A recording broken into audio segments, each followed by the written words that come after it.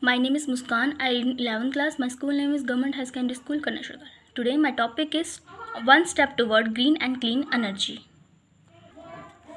India is fast becoming a major producer, consumer and importer of petroleum products. Demand for petroleum products is growing fast.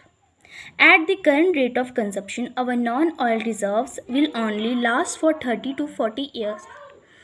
This puts tremendous pressure on our economic resources, and there is an urgent need to conserve petroleum products. There is a huge scope of petroleum conservation in India provided that there are legislative measures to implement technical reforms. Financial incentives and policy initiative, transport industry, household, domestic and agriculture are the four major sectors that consume the bulk of petroleum. Sustainable energy is energy produced and used in such a way that it meets the needs of the present without compromising the ability of future generation to meet their own needs. It is similar to the concepts of green energy and clean energy. In its consideration of environmental impacts, formal definition of sustainable energy also include economic and social impacts.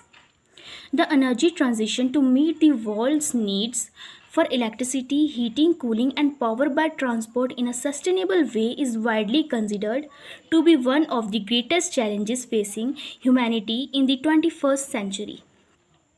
Production and consumption of energy emit over 70% of human caused greenhouse gas emission worldwide. Nearly a billion people lack access to electricity, and around 3 billion people rely on smoky fuels such as wood, charcoal, or animal dung to cook. The fossil fuels are major contributor to air pollution, which cause an estimated 7 million deaths per year. Green energy means renewable energy that is vast alternative for the use of fossil fuel such as petroleum. Other conventional methods used to provide electricity are geothermal, biomass, ocean, solar, wind.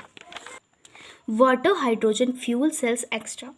Biomass energy is derived from the waste and animal dung either by burning it or just leaving the waste to lay off by itself to get biofuel or biogas.